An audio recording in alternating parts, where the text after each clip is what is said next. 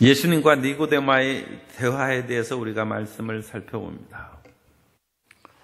이 앞에서 예수님께서 이제 6월절에 22장 23절에 보면 6월절에 예수께서 예루살렘에 계시니 많은 사람이 그의 행하시는 표적을 보고 그의 이름을 믿었으나, 예수님께서 행하시는 이 일들은 우리에게 믿음을 얻게 하기 위한 것입니다. 우리가 이 세상에서 치료받고 삶의 문제를 해결하고 귀신을 쫓아내는 여러 가지 일을 행하는 그것을 우리가 기도하고 바라는데, 이 땅에 있는 것으로만 그 문제가 해결되는 것을 기다리면 그것은 온전하게 하나님의 그런 축복을 받아 누리지 못하는 것입니다. 하나님께서는 하늘의 영광을 이 땅에서도 나타내 주셔서 천국의 능력을 맛보게 해주신 것입니다. 그런데 그것은 맛보는 것이지 진짜로 누리는 것은 천국에 가서 누리는 것이죠. 그러므로 우리는 이 땅에서 하나님의 기적과 이사가 나타날 것을 항상 기대하고 바라야 됩니다만, 그것으로 그냥 만족하고 이 땅에서 누리고 생활하는 것으로 끝난다면 믿음이 생기지 않습니다. 그러므로 요한복음은 그것을 분명히 말씀하고 있습니다. 예수님께서 행하신 모든 표적은 우리를 하나님 아버지의 나라로 이끌기 위한 것이다. 그것을 단순히 기적이라고 안 하고 표적이라고 하는 것입니다. 표적. 유대인들은 일찍이 하나님의 열 재앙과 또 광야에서 만나와 메추라기가 내리는 수많은 기적을 체험했습니다만, 하나님을 믿지 못하고 불신앙으로 광야에서 다 쓰러져 죽고 말았어요. 기적이 무슨 소용이 있습니까? 이 땅에서 살다가 사라져버릴 것 같으면 하나님께서 처음부터 그렇게 이 세상의 모든 것을 만드시지 무슨 의미가 있겠습니까? 그러므로 우리는 우리에게 다가오는 병고침의 은사라든지 주님께서 삶의 문제를 해결해 주는 여러 가지 기적을 통하여 하나님을 믿고 영원한 천국을 믿는 믿음을 가져야 되는 것입니다. 그리고 이런 수많은 유대인들이 예수님의 표적을 보고 믿었는데, 그 가운데 이제 종교적으로 자기들이 일반 사람들보다는 우월하다고 생각한 바리새인들은 잘 안 믿었어요. 바리새인들은 나름대로 자기들이 신앙이 있다고 생각하고 하나님의 율법을 안다고 생각했기 때문에 예수님께서 행하신 표적을 통해서 예수님께 나와 주님을 믿는 일을 행하지 않았습니다. 그런데 그 가운데 한 사람인 니고데모가 그 예수님의 표적을 보고 예수님께 나왔어요. 그래서 2장 후반절에서 3장이 연결된 것입니다. 그런데 바리새인 중에 니고데모라 하는 사람이 있으니 유대인의 지도자라. 그래서 유대인의 산헤드린 공회 회원입니다. 그 유대인들이 12지파에서 6명씩 대표를 모아서 72명 또는 70명으로 구성된 산헤드린이 그 최고 의결기관입니다. 그러므로 이스라엘의 선생이요 대표자는 것이죠. 그 사람이 예수님께서 행하시는 표적을 보고 과연 예수님께서는 하나님께로부터 오신 분이 틀림없다, 그런 뭔가의 마음에 믿음을 가졌어요. 그런데 이 니고데모는 종교인으로서 어릴 때부터 나이가 들 때까지 살아왔습니다만 하늘의 영적인 그런 신비한 것은 체험하지 못하고 영적인 능력을 깨닫지 못한 사람입니다. 그래서 그 니고데모가 밤에 예수님을 찾아왔어요. 밤에 찾아온 것은 사람을 부끄러워한 거라기보다는 다른 사람의 그런 만남이라든지 여러 가지 번거로운 일 때문에 예수님과 깊은 대화를 나눌 수 있는 기회를 잃어버릴까 해서 밤에 나온 것으로 그와 같이 생각을 합니다. 그러나 이 밤이라는 것이 특별히 요한복음에서 의미가 있는 것으로 생각한다면 그것은 영적인 무지한 상태를 말합니다. 그러므로 니고데모는 이스라엘의 지도자요 선생님에도 불구하고 영적으로는 무지했다. 여기에서 이제 종교인과 신앙인의 그런 차이를 우리는 생각할 수 있습니다. 어릴 때부터 모태신앙으로 교회에 다니고 그런다 할지라도 그 사람은 그냥 교회를 나오는 사람이지 예수님을 만나고 체험적인 신앙을 갖지 못할 경우가 있습니다. 니고데모가 일종의 그런 사람이죠. 그러니까 예전에 한때 유행했던 그런 말이 당신은 진짜 크리스찬입니까? 당신은 정말 거듭났습니까? 단순히 교회를 다니는 사람입니까? 아니면 정말 예수님의 살아계셔서 역사하신 것을 만나고 영원한 천국을 믿고 이 세상을 잠시 있다 지나가는 것이고 영원한 천국을 참 본향으로 믿고 살아가는 사람입니까? 아니면 세상에서 신앙을 갖는 것이 마음에 평안함을 주고 여러 가지 그런 생활도 건전하고 그러기 때문에 종교인으로 생활하는 것입니까? 아니면 정말 살아서 역사하시는 하나님과 더불어 매일매일 동행하는 삶을 사는 진짜 크리스찬입니까? 그걸 항상 도전이 돼서 묻고 그런 적이 있습니다만 그 질문은 항상 우리에게 있는 것입니다. 항상. 나는 교회 다니는 사람인가? 아니면 예수님과 동행하는 사람인가? 매일매일의 삶에서 예수님께서 보내신 성령님을 인정하고 환영하고 모셔드리고 의지하는 사람인가?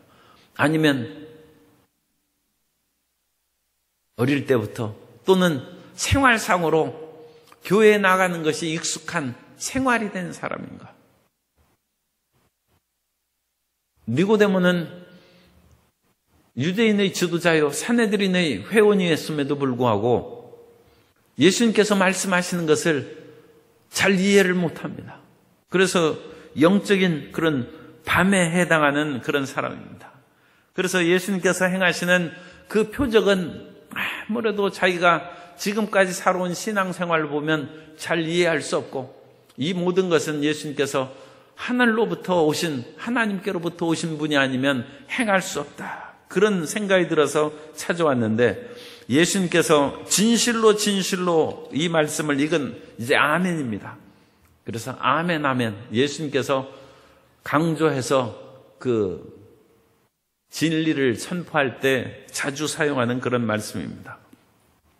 사람이 거듭나지 아니하면 하나님의 나라를 볼 수 없느니라. 이 거듭난다는 단어는 아노덴이라는 그런 헬라어를 쓰고 있는데 아노덴에 두 가지 의미가 있습니다. 하나는 다시 태어나는 거듭이라는 뜻이 있고 또 하나는 위로부터라는 뜻이 있습니다. 그리고 우리 성경에는 다시 태어나는 거듭으로 번역을 했어요. 그런데 또 다른 그 성경에서는 위로부터라고 번역한 성경도 있습니다.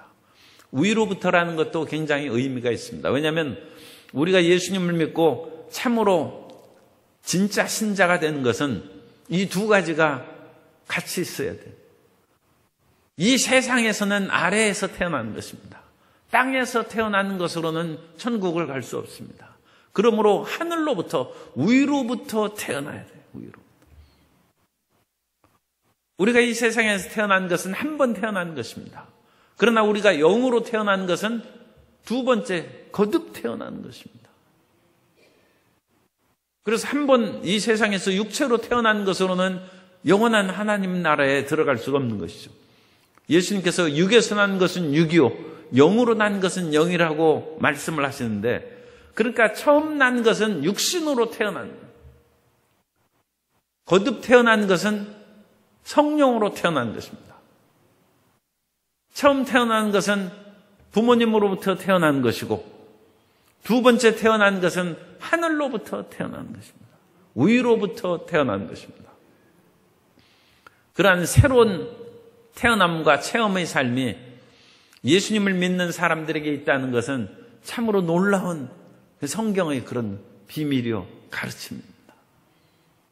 그래서 우리가 이 세상에서 태어난 대로 살지 아니하고 거듭난 삶을 살아야 되고 땅의 것으로 살아가지 아니하고 하늘로부터 태어난 대로 살아가는 새로운 사람이 되어야 될 줄로 믿습니다.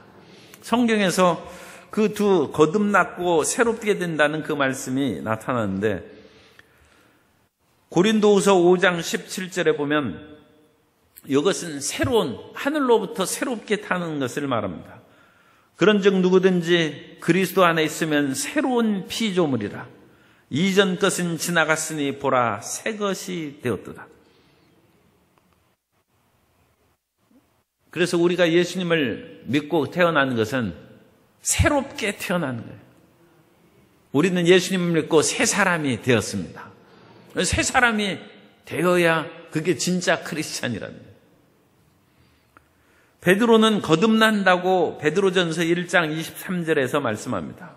너희가 거듭난 것은 썩어질 씨로 된 것이 아니요 썩지 아니할 씨로 된 것이니 살아있고 항상 있는 하나님의 말씀으로 되었느니라. 우리는 육신의 씨앗으로 DNA로 태어났죠. 그것은 혈육으로 태어난 것이니까 결국 흙으로 사라지는 것입니다. 그런데 우리는 말씀으로 거듭나야 되는 것입니다. 하나님의 말씀을 믿고 그 말씀을 통해서 하나님의 자녀로 거듭나는 것입니다. 디도서 3장 5절에는 이 거듭나고 새롭게 위로부터 태어나는 것을 한꺼번에 말씀합니다. 디도서 3장 5절에 보면 우리를 구원하시되 우리가 행한 바 의로운 행위로 말미암지 아니하고 오직 그의 긍휼하심을 따라 중생의 씻음과 거듭나서 씻음을 받는 것이 거듭남과 성령의 새롭게 하심으로 하셨나니. 그래서 우리는 거듭나고 새롭게 돼야 되는데 하나님의 말씀으로 새로운 깨달음을 얻는 것이 거듭나는 것이고 성령으로 충만함을 받아서 새롭게 태어나서 살아가는 것이 우리가 하나님의 자녀여 천국 백성으로 거듭난 것인 줄 믿습니다. 그것을 예수님께서는 니고데모가 어찌 사람이 다시 태어날 수 있습니까? 그걸 묻습니다. 이스라엘 선생 우리는 이 니고데모의 질문을 4절에서 하는 것을 하지 않죠. 사람이 늙으면 어떻게 날 수 있사옵나이까? 두 번째 모태에 들어갔다가 날 수 있사옵나이까? 우리는 그런 얘기 안 합니다. 왜냐하면 우리는 성령으로 거듭난다는 것을 여러 번 들었기 때문에 오늘날에는 어찌 니고데모가 이와 같이 좀 무식한가 그렇게 생각할 수 있는데 2000년 전에는 이런 거듭나는 거에 대해서 모른 것이죠. 그러니까 니고데모 같은 사람도 예수님께서 다시 태어나야 된다고 하니까 아니 어찌 모태에 들어갔다 다시 날 수 있습니까? 요즘 우리의 그런 신앙으로 보면 아주 초보적이고 아무것도 알지 못하는 그런 질문을 니고데모가 하는 것입니다. 그러므로 우리가 영적으로 상당히 발전했다는 것을 깨달을 수 있고 하나님의 은혜의 말씀 가운데 이 크리스찬들이 그 당시 유대인의 지도자보다 굉장히 성장하고 발전된 그런 상태에 있다는 것을 알 수 있습니다. 그러자 예수님께서 진실로 진실로 내게 이르노니 사람이 물과 성령으로 나지 아니하면 하나님의 나라에 들어갈 수 없느니라. 이 물과 성령이라는 것은 많은 그런 그 초대 교회의 지도자들이 같은 것으로 얘기합니다. 그래서 불과 성령으로 침례를 받는다는 것도 성령의 불과 성령의 능력으로, 그래서 불과 성령이 침례 요한이 얘기했을 때 그것을 같은 의미를 강조한 것이다. 또 성령께서는 우리를 시원한 물처럼 우리에게 임하셔서 우리의 영혼을 깨끗이 씻어주는 그런 역할을 하십니다. 그래서 물과 성령도 같은 의미를 반복한 것이다. 그렇게 많이 얘기합니다. 그러니까 이 물과 성령을 똑같은 것으로 생각하셔서 우리가 성령으로 거듭나야 된다. 그렇게 이해했어도 전혀 문제가 없습니다. 그런데 그것을 굳이 구분한다면 여기서는 성령께서 역사하시는 침례를 의미하는 것이다. 그러니까 단순히 물속에서 침례받는 것으로는 그거 천국 가겠습니까? 물에 들어갔다 나오는 것으로 천국 가는 것이 아니라 성령의 역사하심으로 말미암아 나는 예수님과 함께 십자가에서 죽고 물에서 나올 때 나는 예수님과 더불어 다시 살아난 것이다는 성령의 깨우치심과 새롭게 하심을 받는 물침례를 받으면 그것이 곧 성령께서 역사하신 것이죠. 그래서 여기에서는 성령으로 역사하시는 침례, 그리고 우리 오순절 교회에서 강조하는 성령의 충만한 침례를 받고 성령의 충만함을 받아서 방언을 말하고 성령의 충만함을 받아서 우리의 삶이 새롭게 되는 그것을 의미하는 것이다. 그러니까 성령 침례, 물 침례. 그래서 물 침례도 단순한 물 침례가 아니라 성령께서 역사하여 새롭게 하시는 그런 진정한 침례를 의미하는 것이다. 그렇게 이제 해석하면 물 침례와 성령 침례, 그렇게 이제 해석할 수도 있습니다. 어쨌든 성령으로 말미암아 우리가 거듭난다는, 성령으로. 그런데 이 니고데모가 율법은 잘 알았을지 몰라도 성령을 몰라요. 성령을. 그러면서 육으로 난 것은 육이요 영으로 난 것은 영이다.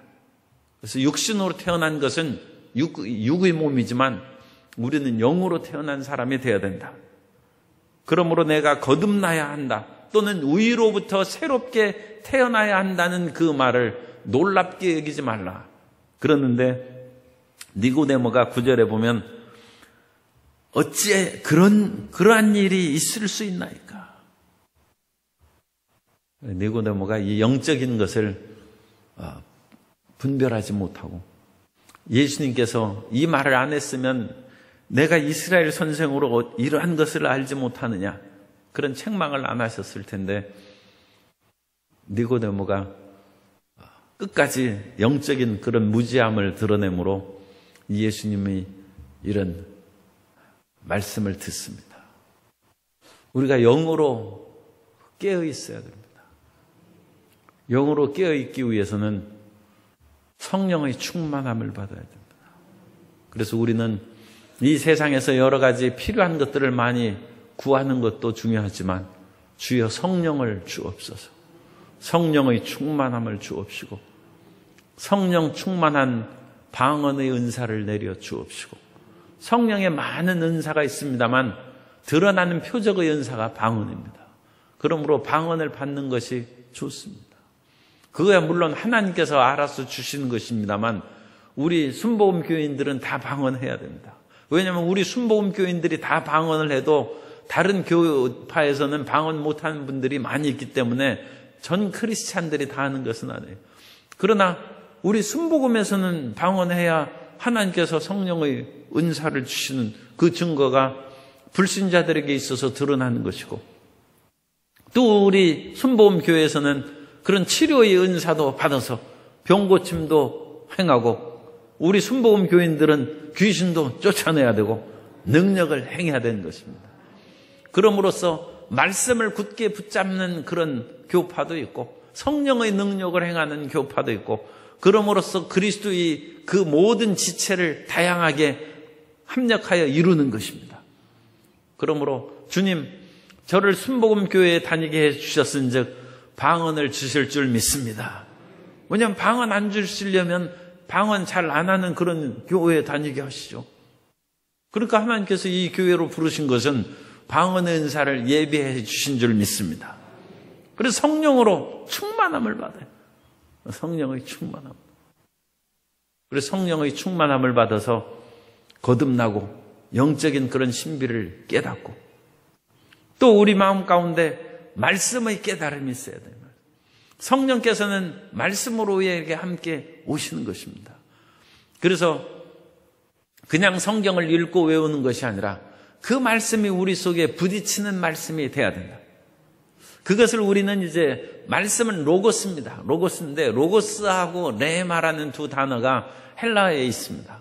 그래서 로고스와 레마가 차이가 없다는 그런 주장도 하고 있어요. 그래서 사실은 많이 그렇게 섞여서 썼습니다. 별 큰 차이가 없어요. 그런데도 불구하고 그걸 세밀하게 보면 우리 마음 가운데 부딪혀서 끓어오르는 말씀이 레마다. 깊은 데에 가서 그물을 내린다고 고기를 잡는 것이 아니죠, 다. 그러나 예수님께서 밤이 맞도록 수고하여도 얻은 것이 없는 베드로에게 깊은 데 가서 그물을 내리라는 그 말씀을 붙잡고 그 말씀에 끌어오른. 그럼으로써 그물을 내리니까 그물이 찢어질 정도로 잡았다. 사람이 기름병을 가지고 기름을 따른다고 해서 기름이 끝까지 나오겠어요? 그런데 이웃에서 수많은 그릇을 빌려다가 자기 집에 있는 기름 한 병으로 엘리사의 선지생도의 아내가 그걸 따르는 거예요. 그런데 엘리사가 기름을 그렇게 많은 그 그릇을 빌려다가 따르라는 하나님의 레마 말씀을 주신 거예요. 그 레마 말씀을 붙잡고 기름 한 병을 따르는데 끊임없이 기름이 그릇에 차고 또 차는 거예요. 예수님께서 무리를 지어 앉게 하라 하시면서 오병이어를 가지고 떼어서 주심에 끊임없이 떡이 떼어져 나오는 거예요. 그래서 남자만 5,000명이 먹고 12광주리에 남는 하나님의 기적이 나오는 것입니다. 말씀이 우리 삶 가운데 체험되고 깨달음을 받는 은혜를 받게 되시기 바랍니다. 그것이 위로부터 말씀을 깨닫는 것입니다. 말씀에 대한 거듭난 것입니다. 그래서 단순히 기록된 그런 말씀이 아니라 내 마음 가운데 살아 움직이는 그런 하나님의 말씀으로 다가오게 하는 것입니다. 그래서 그 체험을 하면 예수님에 대한 그런 믿음이 충만해지고 주님께서 이와 같은 표적을 주신 즉 과연 하나님이 살아계시구나. 하나님이 언제는 안 계시고 살아 안 계셨습니까? 그런데 하나님이 과연 살아계시구나 하는 것은 내 마음에 그런 믿음이 생겼다. 내가 체험됐다는 것이죠. 진정 살아계시구나.